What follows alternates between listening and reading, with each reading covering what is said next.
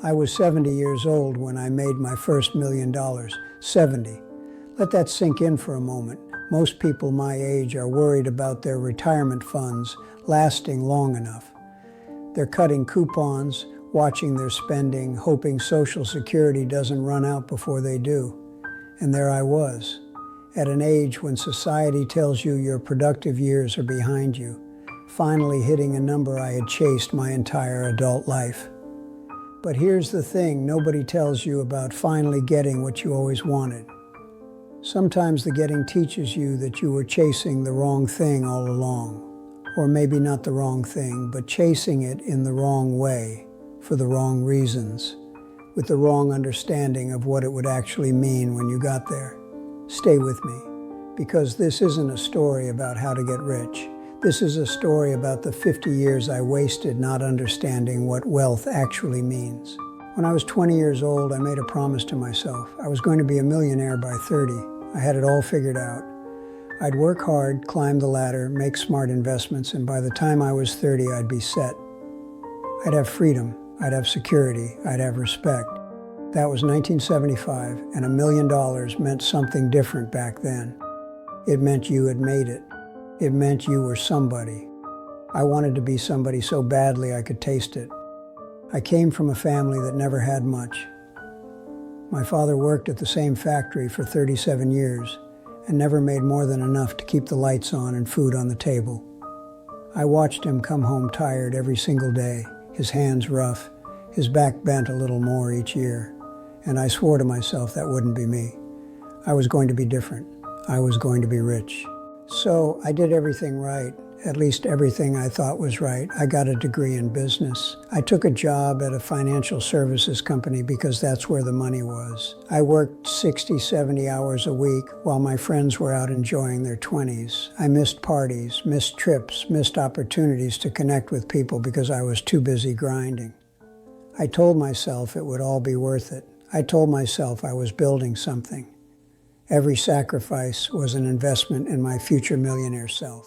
30 came and went. I wasn't a millionaire, not even close. I had a decent salary, a small apartment, and a growing sense that maybe the timeline needed adjustment. Okay, I told myself, 40. I'll definitely be there by 40. I just need to work harder, be smarter, take more risks. So I doubled down. I took a higher paying job that I hated. The work was meaningless, pushing papers and attending meetings about meetings, but the salary was 20% more than my old job. I started working weekends. I got married to a wonderful woman named Patricia, and I immediately started failing her because I was never home. She would cook dinner and wait for me, and I would call at 8 or 9, saying I'd be another hour, then another hour. Then I'd come home to cold food and a wife who had gone to bed alone again. I told her it was temporary. I told her once we hit our number, everything would be different. She believed me because she loved me. I believed me because I couldn't afford not to. 40 came and went, still not a millionaire. I had more money than my father ever did, sure. I had a house in a nice neighborhood, 2 cars, kids in good schools. From the outside, I looked successful, but I knew the truth. I knew I was still chasing, still running on that treadmill, still telling myself the finish line was just a little further ahead. I had been saying just a few more years for 2 decades. And the worst part was, I couldn't stop. I didn't know how to stop. The chase had become my identity. Without it, I didn't know who I was. I want to pause here and tell you about something that happened when I was 43. It's important to the rest of the story. My father got sick, cancer, the kind that doesn't give you much time. I drove to my parents' house every weekend for 4 months, watching him get smaller and weaker. And in one of our last real conversations, he said something I've never forgotten. He said, "Robert, I know you think I wasted my life in that factory. But I want you to know something. I came home every day to your mother. I watched you and your sister grow up. I was there for the dinners and the birthdays and the Sunday mornings. I didn't have money, but I had time. And time with the people you love. That's the only currency that matters in the end." I nodded and told him I understood, but I didn't. Not really. I thought he was just making peace with a life that had been too small. I thought he was rationalizing his lack of ambition, telling himself a comforting story because the real story was too painful. Poor Dad. I thought. He never got to experience what real success feels like. I was 43 years old and still so stupid. I still thought I was smarter than my father because I was going to die rich instead of poor. I went back to chasing the number the week after his funeral. I worked even harder, as if proving something to a dead man who never asked me to prove anything at all. 50 came and went. 60 came and went. And somewhere in my 60s, something started to crack. I had spent 40 years at jobs I didn't love, surrounded by people I didn't particularly like, doing work that didn't mean anything to me beyond the paycheck. I had missed my children growing up. I had almost lost Patricia twice, not to illness, but to my own neglect. We had become roommates who shared a house and a history, but not much else. She had her life, I had my chase. The money was good, we were comfortable, but I was tired in a way that sleep couldn't fix. I was tired in my soul. I retired at 67, not because I had hit my number, but because my body started sending signals I couldn't ignore. Heart problems. The doctor told me I needed to slow down or I wouldn't see 70. So I slowed down, and for the first 2 years of retirement, I was lost. Absolutely lost. Without the chase, I had nothing. I didn't know how to spend a Tuesday afternoon. I didn't know how to just be in a room without thinking about what I should be doing, what I was missing, what opportunity was passing me by. It was Patricia who saved me.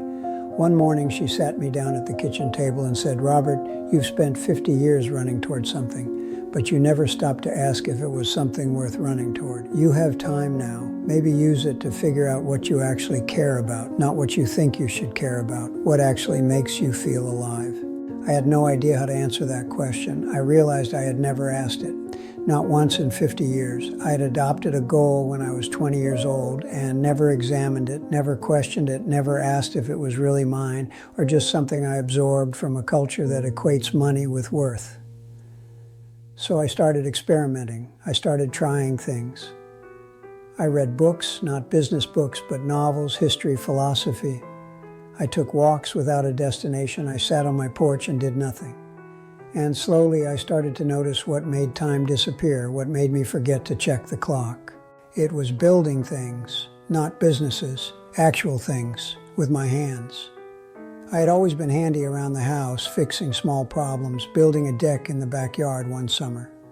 But I never had time to really explore it. Now I did. I started making furniture in my garage. Simple stuff at first. A bookshelf for Patricia that took me 3 weeks because I kept starting over until it was right. A coffee table for my daughter's new apartment. And then more complex pieces. A dining table with hand-carved legs. A rocking chair that took me 2 months to perfect. I got better. I got obsessed in a way I hadn't been obsessed with anything in decades. I would wake up at 5 in the morning, eager to get to the garage. I would lose entire days without noticing the hours pass. But it was different this time. I wasn't doing it for money or status. I was doing it because I loved the feel of wood under my hands, the smell of sawdust, the satisfaction of creating something beautiful and useful from raw materials. For the first time in my life, I was doing something simply because it made me happy. I started giving pieces to friends and family. And they started asking if I could make things for their friends, and their friends asked if I sold my work. I said no for a long time. I didn't want to turn my joy into another job. But eventually I set up a small website, just to see, just to experiment. I priced things fairly, not trying to maximize profit, just trying to cover materials and have a little left over. And something unexpected happened. People loved the work, not just liked it, loved it. They said they could feel the care in every piece. They said it was different from mass-produced furniture. It had soul. Within a year, I had a waiting list. Within 2 years, I was featured in a magazine for artisan craftsmen. People started calling me an artist, which felt strange coming from a man who spent 50 years in spreadsheets and meetings. Within 3 years, I had more orders than I could handle. I hired a young man named Marcus to help me. Then another young woman named Sarah, who had just graduated from art school and needed a chance. I wasn't trying to build a business, but a business built itself around something I genuinely cared about. And unlike every business decision I had made in my career, this one felt right. It felt like exactly what I was supposed to be doing. I hit $1 million in net worth at 70 years old. But here's the part that still amazes me. I wasn't trying. For the first time in my life, I wasn't chasing the money. I was just doing work I loved, work that felt meaningful, work that let me create something real and put it into the world. The money came as a byproduct, almost as an accident, and it came faster and easier than any of the money I had spent 50 years grinding for. I think about this all the time now. I think about the version of myself who was 20 years old, making that promise to be a millionaire by 30. And I want to grab him by the shoulders and shake him, not because the goal was wrong. Money is not evil. Financial security matters. But because the approach was completely backwards. I thought you had to sacrifice what you loved to get money. And then you could use the money to buy back your freedom and do what you loved. That's the lie we're all sold. That's the story society tells us from the time we're children. Work hard at something you hate for decades, then retire and finally enjoy life. Suffer now, live later. Pay your dues, earn your happiness. But it doesn't work that way. By the time you retire, you've forgotten what you love. You've spent so long ignoring your instincts, suppressing your real interests, telling yourself they're impractical or childish or won't pay the bills that you can't hear them anymore. The voice inside that knows what makes you come alive gets quieter and quieter until one day you realize you can't hear it at all. That's what happened to me. It took me 2 years of retirement to even begin to hear that voice again. Here's what I wish someone had told me 50 years ago. The money follows meaning, not the other way around. When you do work that matters to you, work you would do for free, work that uses your real gifts, the money has a way of finding you. Maybe not as fast as you'd like, maybe not in the amounts you dreamed of, but it comes. And more importantly, you're actually enjoying your life while it comes. You're not waiting for some future moment when you'll finally have permission to be happy. I wasted 50 years doing the wrong things. I worked jobs I didn't care about for people I didn't respect, chasing a number that I thought would give me freedom. And when I finally got that number, I realized the freedom was available to me all along. It was never about the money. It was about having the courage to ask what I actually wanted and then being brave enough to pursue it. My father was right. Time with the people you love is the only currency that matters, but I'd add something to his wisdom now. Time doing the work you love matters too. Time being fully present in your own life, not waiting for a future that may never come. That's wealth. That's the $1 million that nobody can take from you. If you're watching this and you're still young, still in your 20s or 30s or 40s, please hear me. Don't wait until you're 70 to figure this out. Ask yourself now, what work would feel like play to you? What would you do even if nobody paid you? What problems do you actually enjoy solving? Start there, even if it's just an hour a week at first, even if everyone thinks you're crazy. The conventional path is not safer. I took the conventional path for 50 years, and it almost killed me.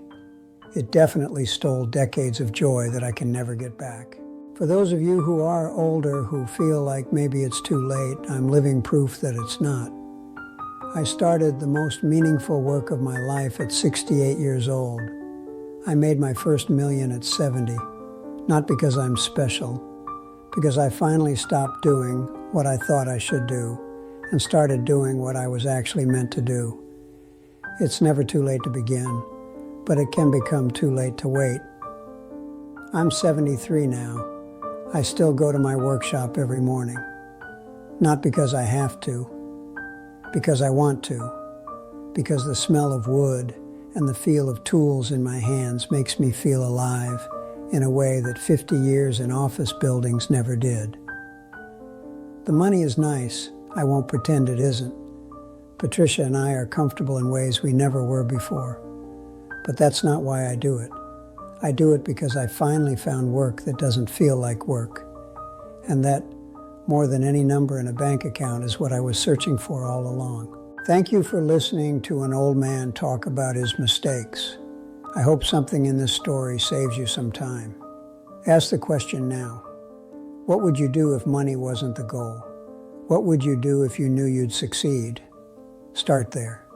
The money will follow, and even if it doesn't, you'll have spent your years doing something that matters to you. That's worth more than any $1 million. Trust me, I've had both. I know which one lets me sleep at night. If this meant something to you, subscribe to the channel, share this with someone who needs to hear it, and leave a comment telling me what you're going to start doing differently. I read every single one. At my age, your stories are the best part of my day. Thank you for being here. Now go do the thing you've been putting off. You have less time than you think. We all do. They mocked her for building a hidden shelter in a cave until winter proved her right.